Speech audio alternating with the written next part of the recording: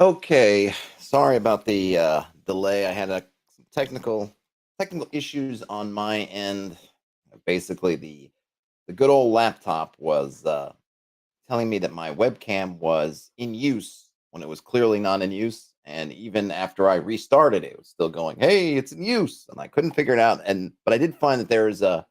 If this ever happens to you, in one of the help things, Google, not Google, sorry. I'm on Windows. Windows help things had a troubleshooter where they were able to reset the camera shenanigans, and that fixed it.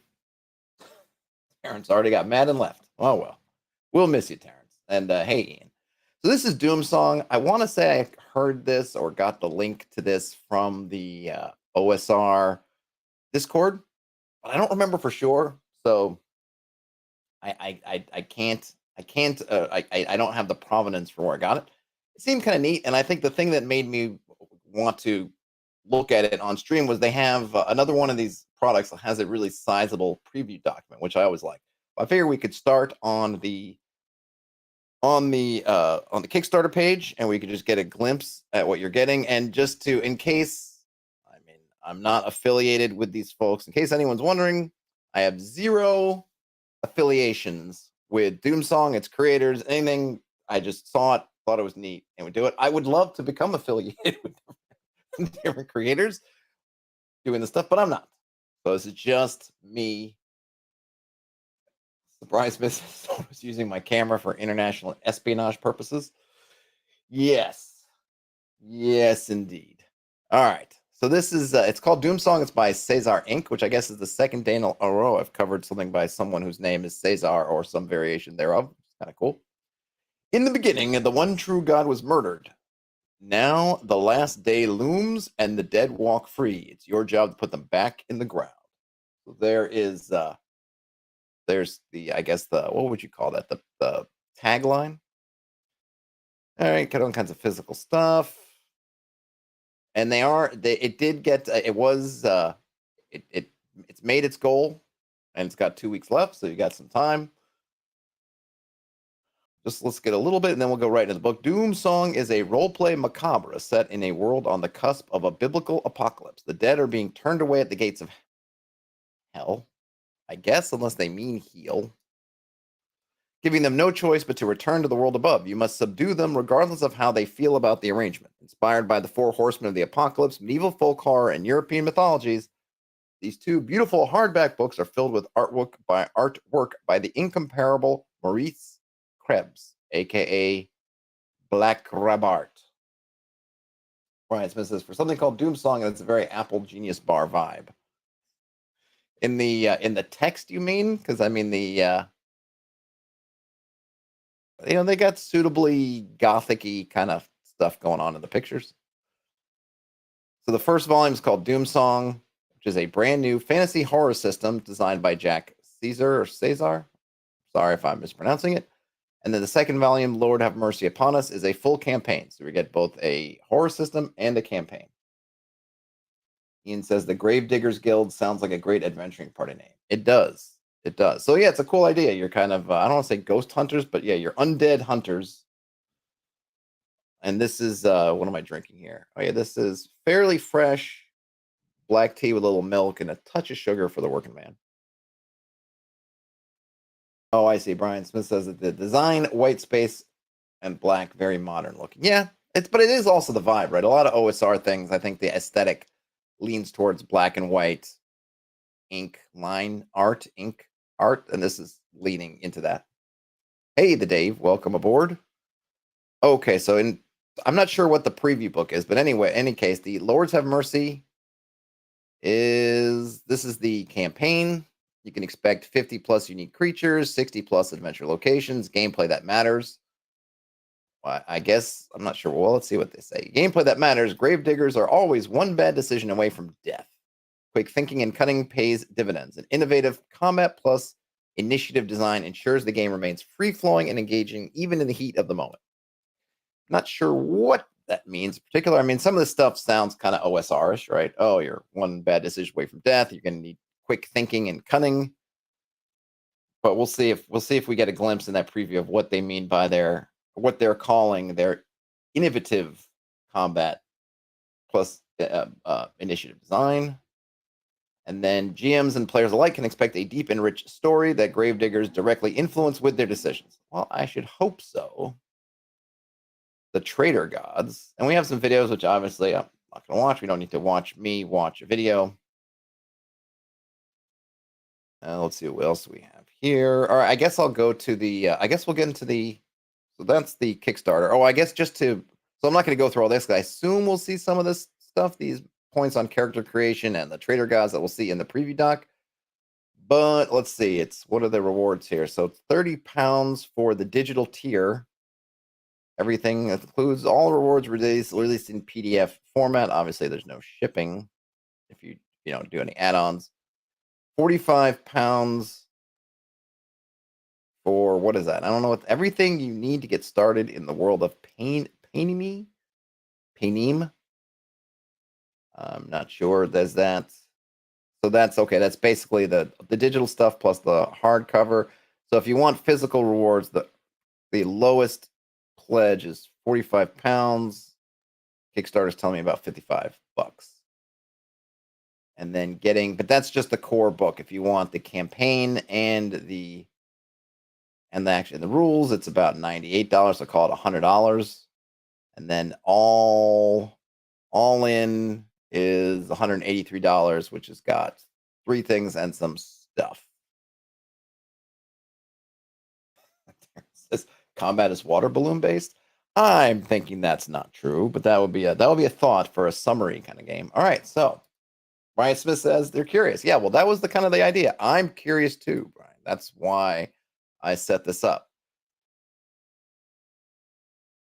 So here we go. This is the first page of it.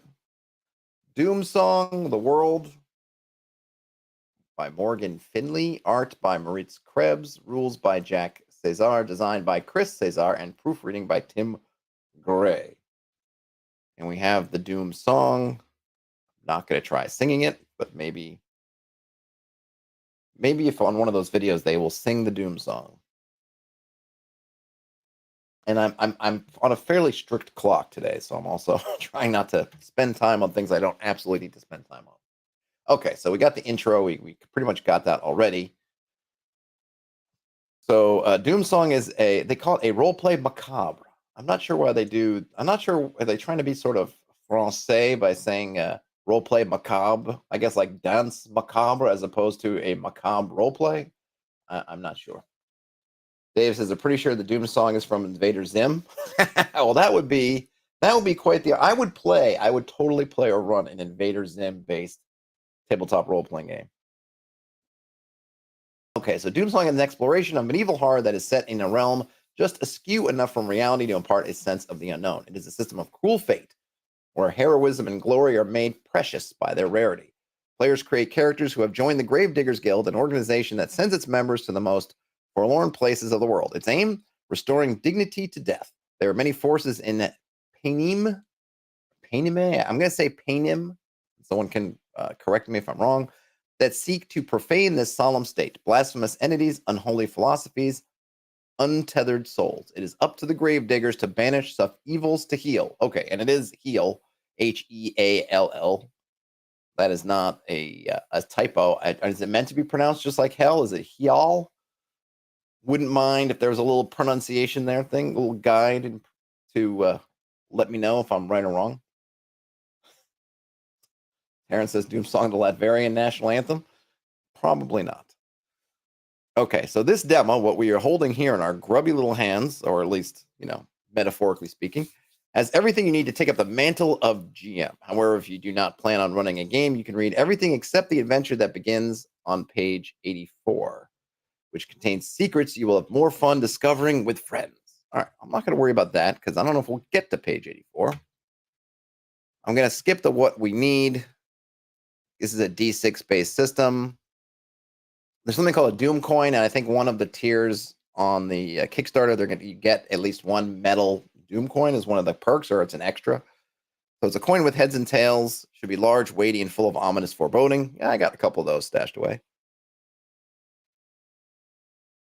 Okay, so terminology. checks, right? Results of actions. That's great. Traits. These are kind of like tags, I guess, from yesterday. So you can, your character might have a trait like light-fingered or reckless. And then traits are always written in that font. Great. And then abilities. Characters also gain various abilities, such as the study ability or the protect ability. So those are basically skills. And then conditions. I think we've got all this stuff. Uh-oh, Nightbot. Bum, bum, bum. Brian asks if can ChatGPT play sheet music. I'm not sure, actually. I've never tried it. Okay, so now running Doomsong. As a GM, it's up to you to run the game, though it's everybody's responsibility to make it fun. Nice little note. To do so, follow the simple steps. All right, so, read the rules, read the adventure, create characters, venture forth, spread the word. Okay.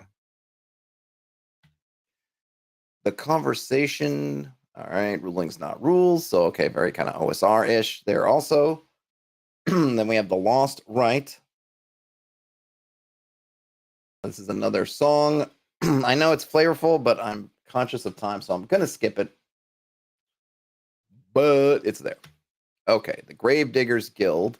Who were you before you darkened the door of the Gravediggers Guild? What were you seeking within our walls? Adventure, purpose, or just a hot meal and a dry place to rest your head?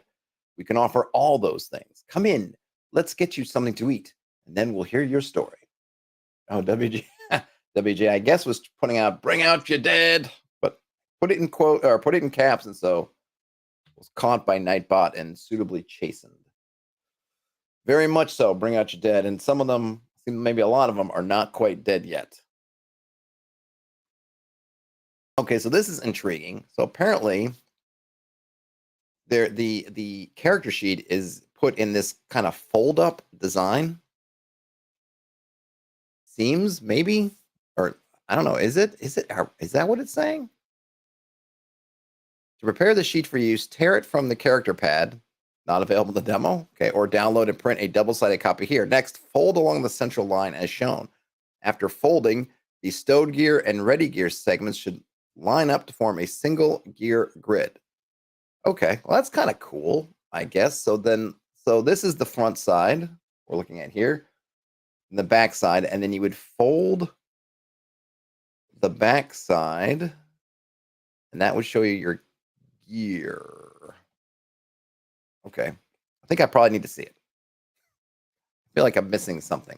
I can't tell the picture especially because it's upside down. I can't tell because part of me is thinking, and I don't know if this is true or not, that the fold, because what would be really neat is if when you folded it, you would see the gear that you have at the ready, and then stuff that's stowed would be on the inside flap. And so that would be kind of cool because that would give a very visual idea of if your sheet is folded and the piece of whatever you're looking for, your equipment is on that side that you can see, then it's out and ready. If it's on that inside part of the flap that's normally hidden, then you're going to have to pull it out, which is really cool. But I don't know if that's what they mean. But still, it's a neat idea, though. So many folks play digitally. Then is this something that, wow, this is cool? But then if you're playing it online or even if you're playing in person, a lot of people are going to maybe prefer having a digital sheet that it would be something that never gets used. I don't know, but it is a neat concept. Makes me think of that Critical Role game, not their fantasy one has similar things where it feels like it has a real physical. It really benefits, at least the pictures I've seen and everything. It seems to have a real physical character sheet that you put, I think, stickers or things on. I don't know. It has kind of physical stuff you put together, which is really cool. But again, I also wonder, but so much of the world is digital now. Like, is it the same when you might be playing it on Roll20 or Fantasy Grounds or just using an iPad? Okay, creating your character. I'm not really going to worry too much about this. We have this part I'm going to look at. Let's see. So resolving a path is okay. So they're doing a life path type system. Title, the name of the path, the flavor text. Okay, trait choice. When two traits are presented below, like so. So here we have. Can I zoom in on this a little bit? Okay, whoops, I didn't mean to do that. All right, so we have a path example. Okay, so you might have two traits. I guess you pick one, and then you get events. So a trait choice. When two traits are presented, like so, the player chooses to gain either trait A or trait B. And then you generate a result. You roll a d6, which I guess is some kind of event. Then you get some path options. You reach the bottom of the page. The player chooses one of the options in this box. Turn to the page number indicated. If the page number indicated is bookmark, you return to the last path you bookmark and choose one of the path options there instead. All right, so looking at these events, and then it'll probably be better to go through and see an actual example, but we're talking life paths. So you pick a path, and this one doesn't have one. Maybe we should just go and find one. Might be easier. I kind of wish they'd picked one that was actually existing so it had real content, but okay, we pick trait A, whatever that is. Then we would maybe, so we go to the table, and we'd roll a d6, resolve the text. If an entry presents a path, which is always followed by a page number, the player chooses it immediately, turn that page and resolve the path. Otherwise, once you finish resolving the table entry, continue down the page. So you would roll, and you say we get event 2, and then this says, hey, you might become a poacher. So you would turn to page 24, and you would resolve the poacher path. And so you would do that. So you'd end up with paths by, I'm guessing all paths eventually lead down to the gravedigger. Interesting stuff. I kind of like the life path kind of thing. But we'll have to see how they do it here. But that's, I think, if I'm reading that correctly, that's how they work. But I think if they had put one that actually had content in it, actually, instead of having it all just kind of example text, it might have made it a little bit clearer. But I think we'll get there. So we have an origin. Oh, I see. Do I see? So it looks like, does this continue? Page. Oh, okay. So we'd go to the page. All right. Resolving a path, path options. Where's origin? Is this supposed to be before? Maybe this is before. So it seems like you get your origin, where you roll some more dice, choose your birth name, and you would get some options, kind of where you were from. Could be a wild thing, a gutter snipe, from a farming family, from the middle class, from the wealthy elite, from a star-crossed bane. Is that what that is? Oh, no, you are a star-crossed babe. And then you get borderborn. I don't know, is borderborn one of these? Oh, here it is. So wild thing would be go to borderborn. So you would go to borderborn, and then you would continue down. Okay, so I think it's starting to make sense. So you would start here at origin, roll a die. You get wild thing. You basically read the description of wild thing. It says, okay, add borderborn as a trait, and then resolve this one. So then you would add borderborn as a trait, find borderborn over here, and then we would continue down, and then you get a little bit of flavor text saying what it means to be borderborn, and then now we're into childhood. We're going to roll to see what happens kind of in your childhood. Maybe you get, well, here they only have, basically you can only get, there are only 3 choices. Let's say you end up at, what is this one? A silky whisper. You heard what others could not. Promises of power. You may become a witch, I guess, or gain the haunted trait. So you get a choice. If you do the witch, you would turn to the witch. If you gain the haunted trait, then you would come down and continue on these paths. And then those paths now add to, looks like, I guess, your young adulthood, or at least pre-Gravediggers Guildhood, which would be, if you ended up on Borderborn, you got all the way down here, you might be a waif, a scavenger, a poacher, or a bandit. And then here are the other ones.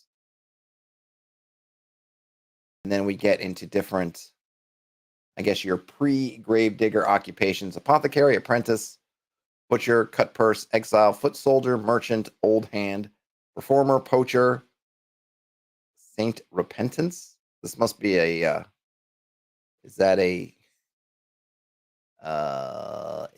what is Saint Repentance?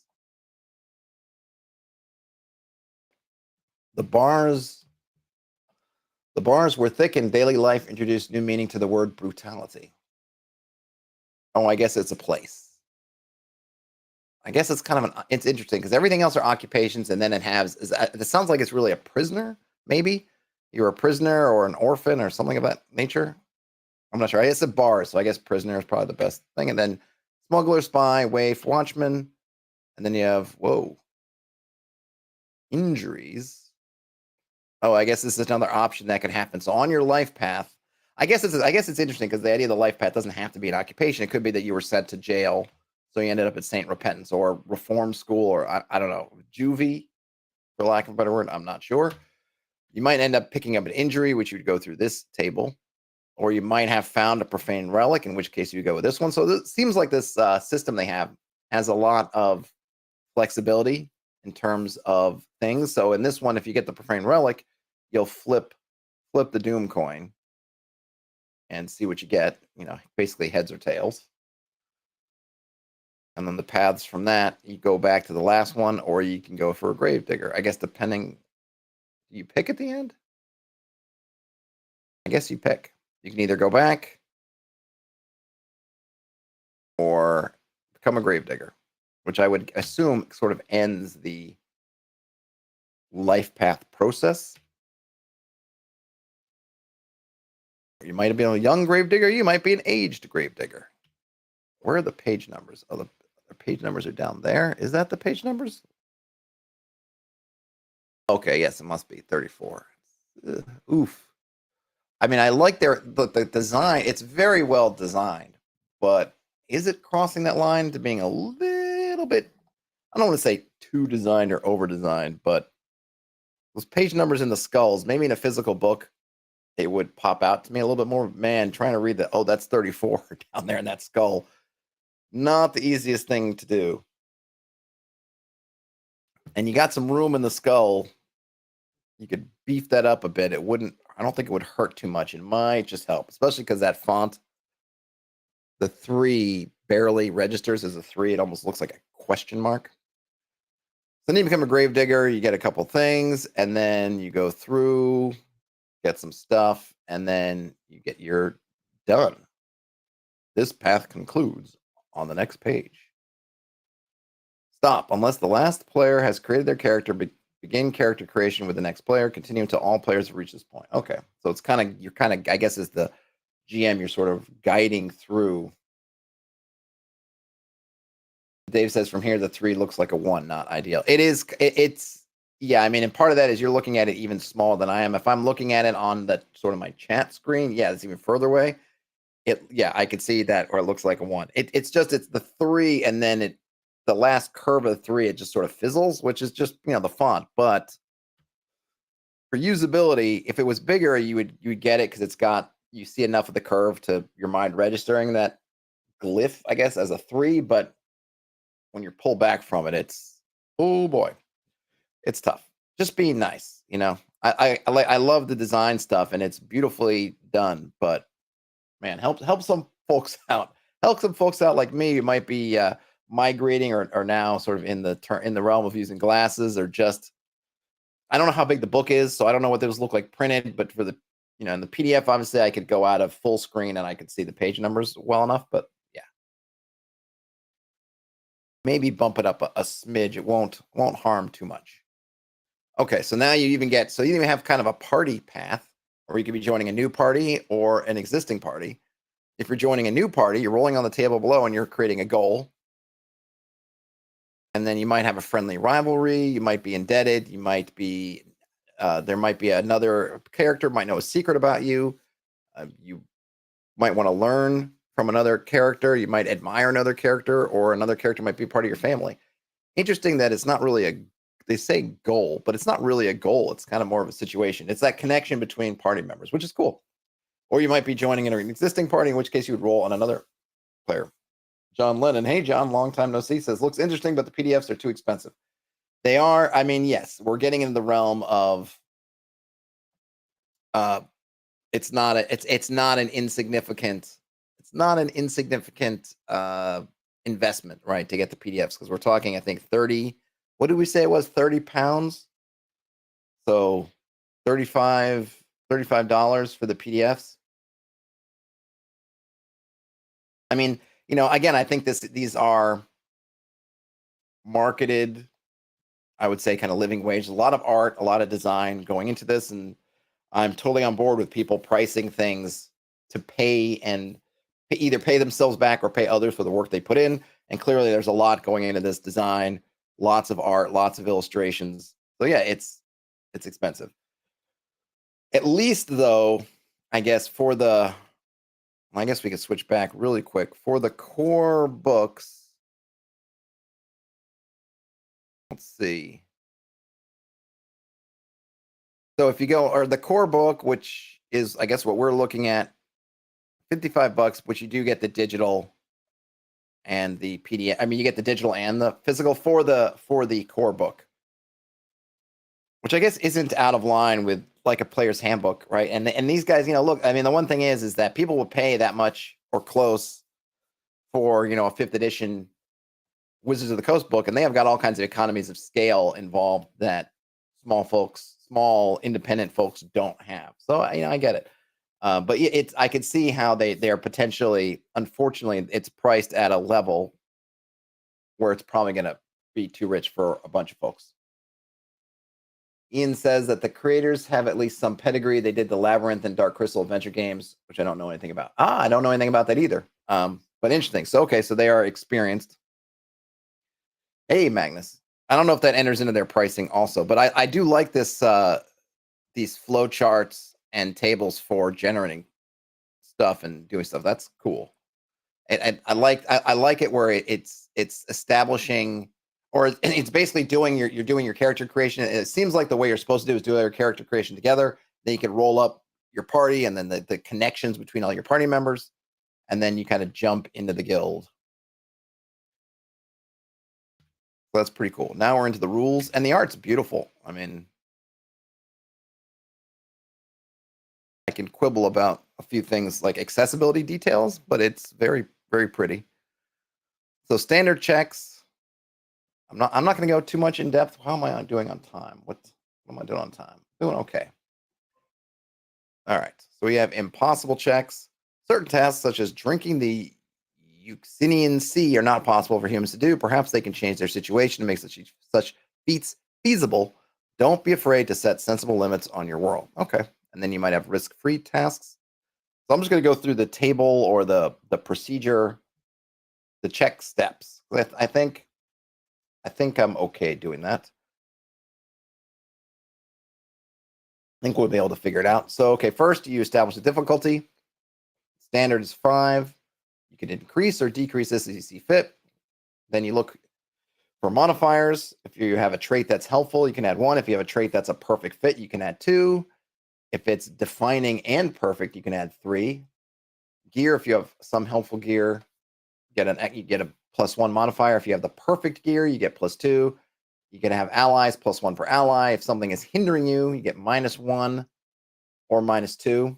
If it's depending on how close that hindering trait is to what you're trying to do. And then conditions, -1 per condition. Hunter says this looks cool. It does. It does indeed. And then you're going to roll. So if it's a focus check, you're going to roll 2d6, use the highest. If it's a hasty check, you're going to roll 2d6 and use the lowest. The standard check, you're going to roll 1d6. So 1d6, if you're focusing, kind of like, I assume that's kind of like your take 20 sort of thing. Okay, I'm going to spend a bunch, maybe spend more time or at least effort, and I'm just doing this thing. I can roll 2d6 to get the highest.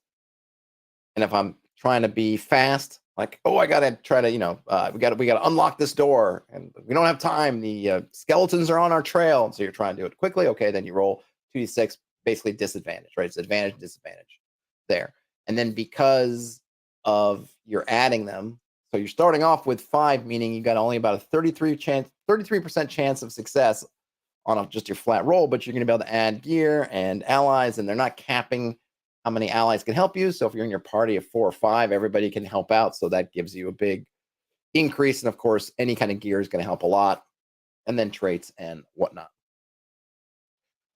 So you roll, you apply your modifiers, you look at the result. If you roll under, it's failure with a cost. If it's equal, it's success with a cost, and over, it's a success. So you get some gradations in your results. And then there's a doom step, which we haven't looked at yet, which is decide whether to flip the doom coin. And then you resolve the actions. Well, I really want to know. I kind of feel like the Doom coin is where it's at. I'm going to skip to the Doom. I think everything else is pretty self-explanatory. We being experts here. So Doom, after learning the result of their check, that player may choose to take the Doom coin and flip it. If a crest is flipped, I'm guessing heads, the result of the check is treated as 1 better on the table. If skull, it's treated as 1 worse. Flipping the Doom coin is therefore the only way to get critical results. What? All right, hold on a minute. Oh, I see. Okay. Oh, that's interesting. Okay. So the results you can get are, yeah, right. Failure with a cost, success with a cost, or success. We did not see, didn't think about it because not all systems have them, critical success or critical failure. So in order to get a critical success, you had to have rolled a success and then you decide to flip the Doom coin and get heads. So that's super interesting. I don't know if I love it, or I don't even know if I like it, but it's kind of cool. So it's really about calling your shot. I guess I like it in the sense that you're calling your shot. You, player, are calling your shot. If you have a success and you want that crit, you get to flip it. You know you got a 50-50 chance, but if you can't modify that 50-50, there's no way to add a little extra oomph to one side of the Doom coin or the other. So you're just flipping it. And then you can get that. You get that crit, which you might want. Maybe you have an ability or something you've got that functions on crits. Maybe you just want that crit because you want to end whatever it is. You want to finish it now. But if you fail, you get degraded. So on a success, you go down to success with cost. If you're on a failure with cost already, I guess the next step then is you get a critical fail. So it's pretty neat. It's pretty neat. You don't have to worry. I mean, what I like about it is, one, it's on the player side. You get to choose. Two, the odds are fixed. You don't have to worry about expanding your scales, do anything else. That's it. And it's going to play into the desperation, which I think probably fits the theme, I'm guessing, of the situation. I'm probably, if I'm doing something, I think most times success will be good. There are going to be some times where things are going poorly and I really need it. And that's what I'm going to be tempted. It's going to be either I'm failing with the cost and it's like, oh no, if I fail this, then we're done, or something horrible is happening. So then I'm just going to take the risk because I just got to do it. And then if it crit fail happens, it happens. Or, you're sitting there and it's like, we're on our last legs. We think that whatever this thing we're doing is on its last legs. We're about to finish it. But if I get that just success, it's not quite enough. And like, we can't do another round. We can't do it. So it's like, okay, I'm going to take the flip and hopefully I call it. Dave really likes it. Says it sounds pretty good. Yeah, it does. I mean, of course, in play, it may turn differently, but it seems pretty neat in this way. So here we get the effects, which they probably could have put this above the other stuff so we could see it. So critical fail, they fail at their goal in a catastrophic way. If you got a failure with cost, they fail at their goal and incur some cost in doing so. Seem kind of like your normal fail, sort of. So I like the fact that they're calling out specifically it's a cost, because that's something that often comes up if you in other systems where they just say, oh, you fail. And then it can be, well, can I try again or whatever? This one is saying, no, there is a cost involved, so that it's never just a try again and nothing has happened. You got to pay something. And then potentially, depending on what it is, you can try again, but you just can't try again just with nothing. If you get equal, the success with the cost, and then over, you just succeed. And on the crit success, you succeed and gain an extra advantage. So pretty standard definitions there, but kind of interesting that how you get to that crit fail and crit success are pretty fascinating to me. So you have special checks. They have fixed values. You follow the standard steps for the special check. The difficulty modifiers effects can all differ from those of a standard check. Okay, so basically special checks are if you need a special case. It's kind of like they're giving permission, or they're saying, hey, there are going to be some checks that aren't, either the modifiers are going to work differently or the values are going to be different, and that's okay, which sounds good. Oh, let's see. This looks like it's the same thing, or is this a... Okay, so this is talking about many special checks. I see. So difficulty, or this is just, I guess, comparing. I guess this is just they've restated or repeated their standard check steps with some notes for special checks, I guess. All right. Attack. An attack check is made whenever a character tries to harm another character with a weapon or unarmed strike. Usually this occurs during an act in the combat round. I guess an act is like a round. Difficulty equals the total of the defender's current toughness and protection. The defender's protection is doubled if the attack is light. The defender may choose to dodge or block if able to increase the difficulty further. All right, so the the combat here is definitely going to be a little bit interactive, since you're going to have to make choices when something attacks you. It's not just a roll. It's okay, what am I doing? Dodging, blocking, whatnot. So if they dodge, they have to be standing, able to move freely, and spend at least 1 defense. All right, so that means that there's some kind of defense currency. And then block, they have to have something to block with and spend at least 1 defense. Okay, so then that's just a different thing. So maybe you would block when you can't or don't want to be able to move freely. And then you can, let's see. So for the dodging, if you can spend more than 1 defense, you increase the difficulty. Or I guess for all the defense you're spending, you increase the difficulty by 1. So for each. And then if you have a helpful trait, that increases by 1. And then if they have the perfect trait, increases it by 2. And they have some examples for dodging: fearful and twitchy, right? Because if you're twitchy or fearful, you're already at a sort of razor thin reaction point.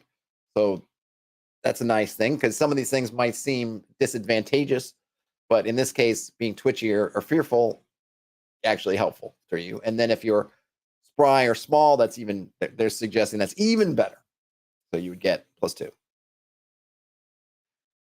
You can increase by 1 if you want to fall prone.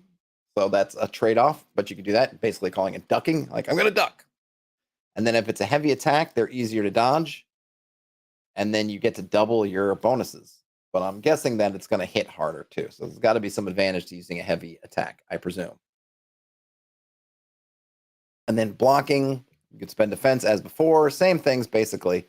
A shield, increase the difficulty by +1, but you don't. Heavy attacks are not affected, and you can't choose to duck.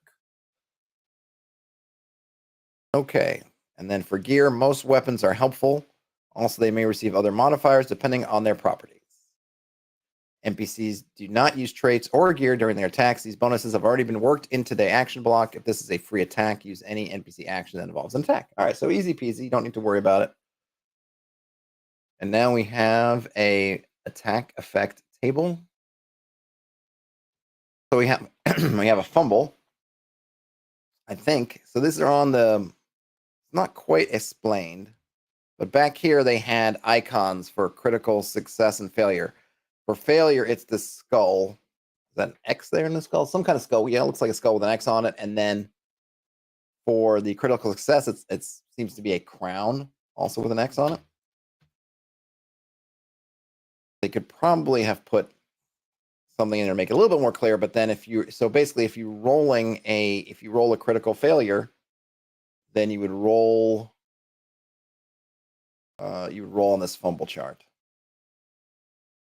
And if this was a ranged attack, you must make a free attack against the nearest unintended target. Why is that content? So start over. If this was a ranged attack, you must make a free attack against the nearest unintended target. If this was a melee attack, one adjacent enemy may make a free attack against you. And then under. Oh, I see. I'm not sure what this is. Okay, so if you roll under, right, so you failed.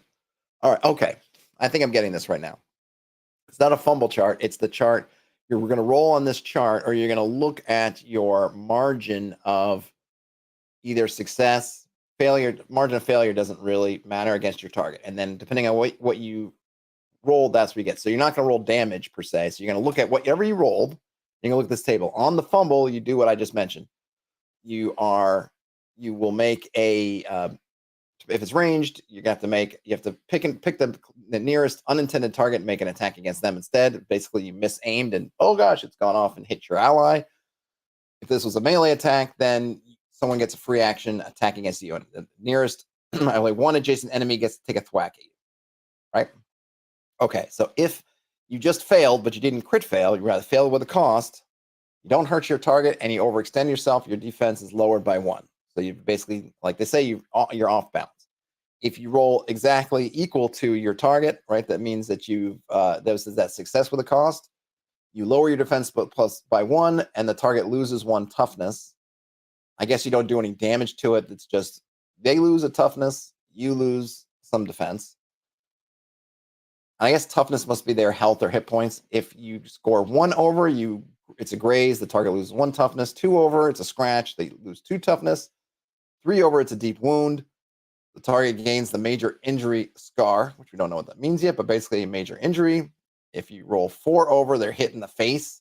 The target gains the major injury, missing ear, missing eye, or missing nose at GM's choice. Yeesh. If you hit him, so that's on a 4. So interestingly enough, I would have put face higher up the list, but in this case, face, then leg. They gain the injured leg, and they can't stand without a crutch until this injury is treated. Or they get arm. After that is arm. They drop something they're holding and gain the injured arm. After that is shattered. They gain the major injury, missing arm, missing hand, missing foot. Oh my gosh. All right. And then after that, it's incapacitated. They gain the major injury, missing leg or broken spine. Oof.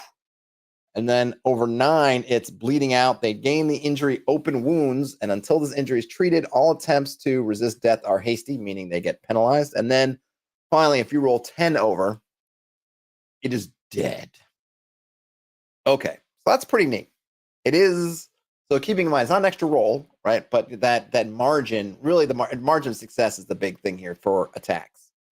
You roll under, you fail, then something bad's going to happen. You don't want to roll a crit fail, but really, depending on how far over you can get, increases. Pretty neat. I like the idea of the gaining injuries. We don't know what they mean yet, but it's interesting. I'm not sure what toughness is because it doesn't seem like maybe it's not quite hit points. I'm not sure. We will see, I guess. And this is called the attack effect table. This, I have to say, this layout is backwards to me. How about we put the explanation of the table, and that way we could title the table, and have it like, hello, put that there, and then scoot this down. No offense, but that's a little bit of a weird one. But I see now how this text is explaining the table. Let's see. If an over result, so the Doom coin, if an over result is rolled on this table and the Doom coin is then flipped, the result is treated as 1 better or worse as normal. For example, in the previous section, a crest would be treated as 5 over and a skull as 3 over. Oh, there was an example? Where was the example? Oh, here's the example. I see. So if you roll the 4 over and you decide to roll the Doom coin, if you succeed, you would go to 5 over. If you fail, you go to 3 over. It's interesting because it definitely means that if I'm over, unless I'm 10 over, I think I would probably take the chance a lot. I don't know how much this would slow down combat. That would be the one thing I'd be concerned about, is flipping the Doom coin. I'm having to ponder the choice and flip it every time. For combat might slow things down a scooch more than I want, but I haven't played it, obviously, so I don't know. And I guess what are these? I feel like I'm missing. Am I missing? Am I zoomed in past? Okay, so then we have special checks where you can commune, you can render first aid, you can judge. What does that mean? Judge is used when a player tries to determine the motives of another creature. I don't love that. I'm not a big fan. You had me until judge. No, there's a lot of things in this seem really cool, but not that. I want players to be sorting that out on their own, not saying, can I make a judge call? No. I obviously I would just not play with that. So I guess the interesting thing here is you're only going to know if they're telling truth or deceiving you if you get basically a critical success. Otherwise, you're getting, let's see, if you crit fail, you misjudge something in the worst possible way. If you roll under, you project your own worldview onto the target's intentions. Yeah, see, the problem with this to me is who's doing this? I suppose it's player-facing roles, so they're just going to have to do this on their own and just play with the fact that because they're going to know because they're rolling. Because I'm going to know if I roll 3 and I need 5, I'm going to know I'm under. I might not know if I'm over or not. Equal and over seem to be pretty similar. You correctly judge whether the target has any hidden motives. Okay, so that's if you're equal. If you're over, you correctly judge the target's true motives. And then you get the truth if you roll a crit success. So, yeah, I'm not sure. I'm going to say I'm not a fan of that particular check, but always just skip it. Knockdown. Let's say knockbacks, knockdowns, recovering, resisting death, resisting fear, retreating. Oh, retreating. Interesting. So how does this work? So retreat is used when characters are trying to flee. If multiple characters are fleeing at the same time, choose a leader and roll once on the check. So I guess the interesting thing here is you're not, if you are in combat and or in some other situation like that, and then you decide to run away, then you're not going to go and do kind of movement. Well, we move 30 feet. They move 30 feet. We're going to try to sprint and do 60 feet. They don't have to worry about that. You're just going to make this kind of check. And then you would check the table and figure it out how it works. So they're abstracting that away. Whether you like that or dislike that, I don't know. I understand the issues with running away. But generally, I think the thing is that people don't, I don't say don't consider is the right word, but when you're running away, it's almost never about just speed.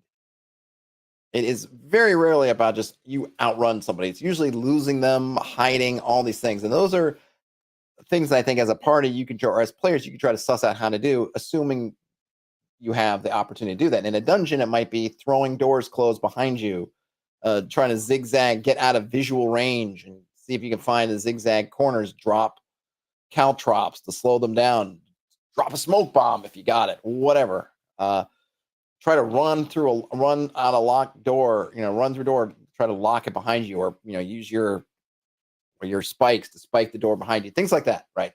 It's usually not just straight up dead sprint. I mean, even in popular media conceptions, it's more about losing them and confusing them and trying to get it than it's just some guy takes off and he just outpaces the other guy. They usually have to do something. Hence the scenes of people running through markets and throwing down the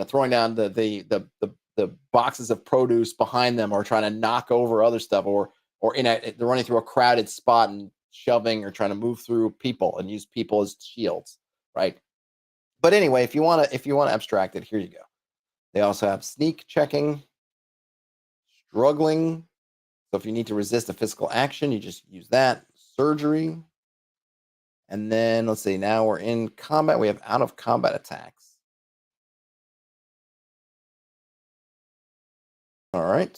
Start of combat. What are they doing? So combat is initiated as soon as the order in which characters act becomes important. Typically, this will occur immediately after a PC or NPC makes their violent intentions known. I'm going to kill you. Combat. All right, do we need to go through the combat round? I really just want to know about, so we have toughness. So we have combat stats. Maybe this is what I'm interested in. Toughness and defense and protection and bulk. Okay. So toughness. Most PCs have a maximum toughness of 4. All characters have a toughness value, which determines how difficult they are to harm with an attack. And then we get more information. I guess we already saw it. When lost, toughness is only regained through first aid or from eating a good meal and getting a full night's rest, each of which heal 1 toughness. If a character is reduced to 0 toughness, they fall unconscious until they gain at least 1 toughness. All right, so it is like hit points. I just want to go back because when we were looking at the things, so when you get some of these major injuries, you're not actually losing toughness. You only lose toughness on basically the weakest of the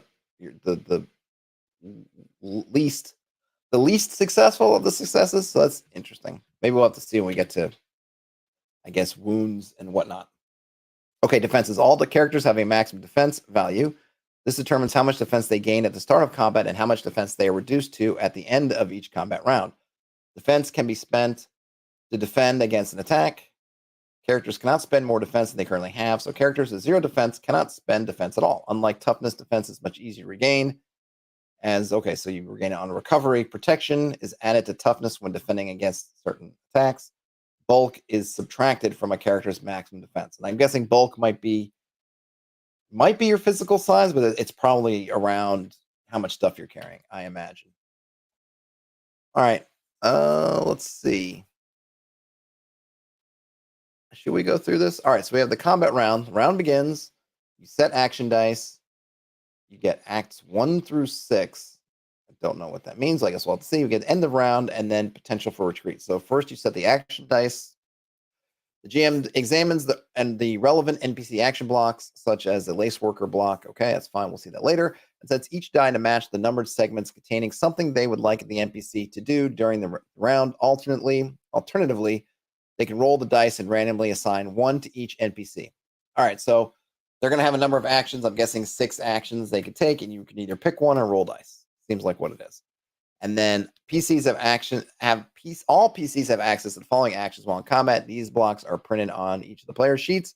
So basically, they can also pick one of these 6. I think the nice thing here is you could potentially have all your players picking the die roll they're going to use.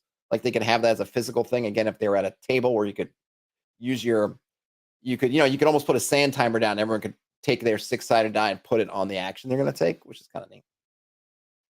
Then you go through it. The players who have selected so it's going to go in order. Okay, so I think in acts, you act from 1 to 6. So that's kind of neat. So the sort of more certain actions are going to be faster than other ones. Those are at the lower end of that initiative, and then at the end. So I think this is that initiative plus action mechanic they mentioned. So that's kind of cool. So basically, the actions have essentially a speed value measured via the pips of the 6-sided die, and so you will act when your action comes up, and then the end of the round, and then you decide on if anyone's going to retreat, and then you go back again. Pretty cool.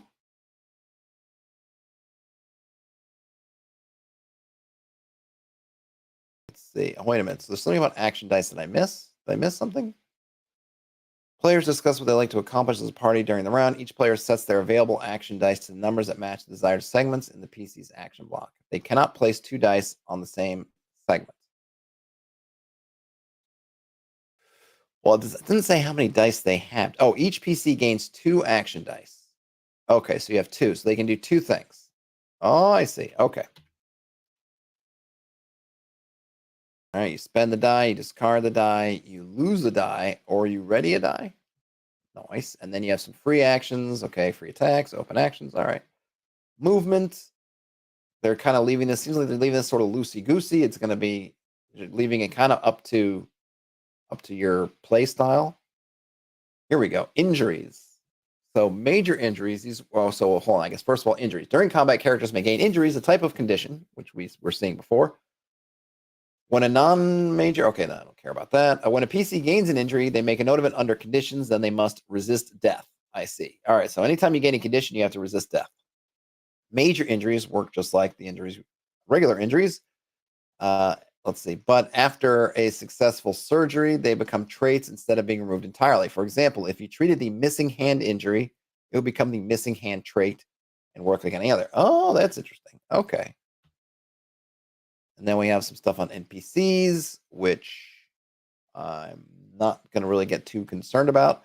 So here we have, this one's interesting. We've got a kind of I guess a Doomsong stat block for a spider. So it's called a lace worker. It is spry, it's a wall climber, and it's silent. So remember, we already saw that this would give it a +1 to defense because it's spry.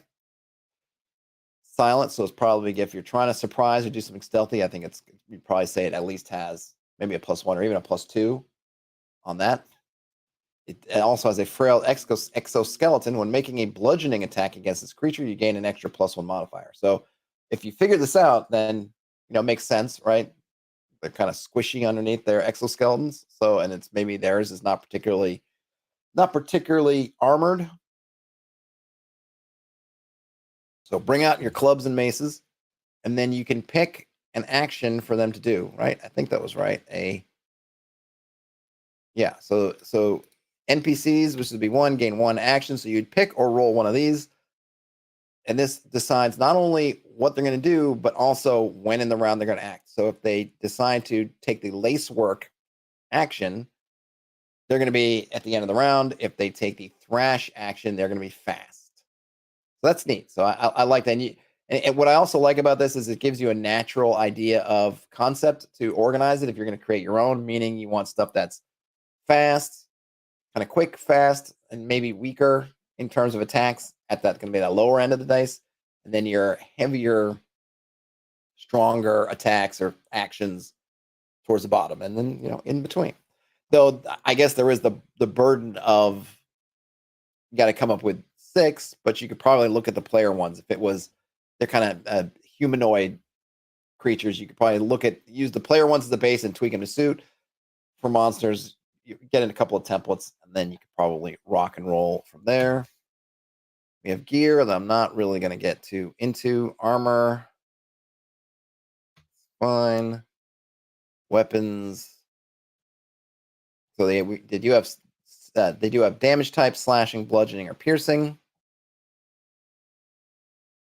It seems like in the full game they might be doing more with that. In this demo, it's simply flavoring, but seems like in the full game there might be a little bit more juice to the damage types. They have properties: heavy, light, improvised, unarmed, reach, two-handed, ranged, reload, castle forged. Ooh, castle forged. Expensive or rare, but made with old world artisanship. And we get some example weapons. That's fine. So now on to armors. They give you protection. They might have bulk. They have properties such as ill-fitting, decayed, castle forged again, light or heavy, or piecemeal. Some might have, or slash resistant. Let's see. So you have example armors. And I guess I like that they're examples. They basically mean that you can come up with whatever different kind of ones you want. I definitely like having the piecemeal option for your sort of, I don't know, Conan-ish. When you're not able to just fashion a full thing, but you might have a little bit of this, a little bit of that. I can dig it. Traits and conditions. Usually, trait can only be added or removed by spending experience points, which we're not covering in the demo. That's good to know. Traits also have a less mechanical effect on the game's conversation. When deciding the outcome of a PC's action, the GM may decide not to make a player roll for a check because of a certain trait. Likewise, they might consider certain things impossible. For example, a player with the literate trait wouldn't be asked to roll a check in order to read a sign, nor would a player with the half-blind trait, though the outcome would be very different. And then conditions are temporary effects that can be applied by the GM for failing a check or making a poor choice. For example, a PC missing a night's sleep may gain the condition exhausted. This is recorded on their character sheet to be removed when the PC gets a full night's rest. Conditions act as negative modifiers on checks. And then we can go there. That's fine and good. How am I doing on? And then we have some example traits. I'm not going to go through these. I think we get the idea. We have abilities. Abilities are special talents that PCs can gain during character creation or through training. Not available in the demo. Fine. Abilities change how characters interact with the game and range from martial techniques to dark gifts from the traitor gods. All right. And so again, I'm not going to go through these, but there's stuff like bone setting, having a burst of speed, leeching, measured strikes, stuff like that, right? Occult abilities. Occult abilities are bestowed upon mortals by the traitor gods. These powers are considered heretical by law-abiding citizens of Panem. As gravediggers, the PCs have been absolved of any past heresies that may have perpetrated, but further use of these abilities is prohibited. Gravediggers are not exempt from the laws of the ecclesiarch. It is not unheard of to find them lashed to a witchfinder's pyre. All right, so you can use these, but be aware. These is dark things. Okay, so you can gain occult abilities. There's a cost. You can gain a familiar, which is nice. Here we have some spells. I think this L font, the font choice, I like the font, but man, the L is a little bit rough. Lace speech, so basically spider speech. Do I need to look at this? Let's see. So on gaining occult abilities, PCs cannot gain abilities from more than one traitor god. When they gain their first occult ability, they must write down the costs associated with that god. For example, a player whose PC gains the Blood Rage ability must write Frenzy under Heresy on their character sheet. Then they must write Give defeated enemies no quarter under cost. There are 12 traitor gods included in this demo. chance, feast, frenzy, honor, hope, justice, languor, oblivion, panic, perception, rot, and toil. If a witch, as that PC has just become by gaining favor with a traitor god, does not fulfill the cost imposed by that god, they lose access to their occult abilities. Any effects caused by an occult ability remain in place, but the PC cannot use the ability again until they appease their god. These rules are intentionally vague. The traitor gods are inscrutable, and the GM is their conduit into sessions of Doomsong. So that's pretty neat. So, for example, one cost was, let's see, they must give defeated enemies no quarter on their cost. So if you let some folks escape, you might not be able to use your abilities until either maybe you find them and kill them, or you do something else. And so these are the gods with a couple spells, or I guess occult abilities. And I'll just read one. So one is lace speech. You may talk to lace workers directly or by touching their webs. That's kind of cool. That's at level 1. At level 2, lace workers see you as one of their own. They will go out of their way to warn you of danger or protect you. That's very nice. Very thoughtful. And level 3, as an open action, you may call upon a lace worker you have met previously to come to your aid. The lace worker will insist on being fed a live meal afterwards. All right. Neat stuff. I got a whole bunch more. And then, okay, so I'm going to put a pause on this since I'm already at time. And I actually can't spend too much time afterwards. Let me know comments. Since we're gonna close this up for now, we're gonna put a wrap on it. Probably comments is the best spot, but maybe in the chat if you'd like us to go through and read this adventuring excerpt from The Lord Have Mercy Upon Us. It is in the PDF, so if you end up grabbing this PDF, and I don't know where this PDF is in terms of the Kickstarter. Is it? I don't know where I got it from. I thought I got it just from here, but it might have come from somewhere else. Does it say? At least there's a lot of kind of demo stuff you can see on the Kickstarter itself as we're seeing here. I don't know. Where is there a link? Yeah, pledge levels, add-ons, stretch goals. All right. Shipping late pledges, the team. Yeah, I'm not sure. I'm not sure where that is. You might need to do a search for it. I did not, just to reiterate for folks who might have not read the show description, and I don't think I said at the beginning, I have no affiliation with these folks. They didn't send me the demo thing. I found it somewhere here, but it might have been from another site. Maybe. Is that? No, I don't know. Maybe somewhere. In any case, grab the demo doc if you're interested. It certainly is an intriguing system. I like some of the things that they've done. The Doom coin is interesting. I wonder how it works in combat in terms of I wonder about the speed of combat, I guess, ultimately. I don't have a sense of how often we're supposed to be getting into combats. And maybe if we look at the adventure excerpt, we'll get a sense of how much combat's going on, because I think the one thing that will slow it down compared to some other games is you have a couple of decision points in your combat round in terms of you're being attacked. Do you try to dodge? Do you try to block? Okay, you're making your attack. Do you use your Doom coin on that? Things that are going to kind of slow down a little bit compared to just rolling some dice. Oh, I hit kind of damage. Oh, you're also rolling on, or not rolling, but you're also looking at that chart, which may add a little bit of extra stuff. It's not just doing 5 damage and moving on. It's, I'm doing, okay, my minor injury, add this stuff. There's a little bit more accounting and conversation involved.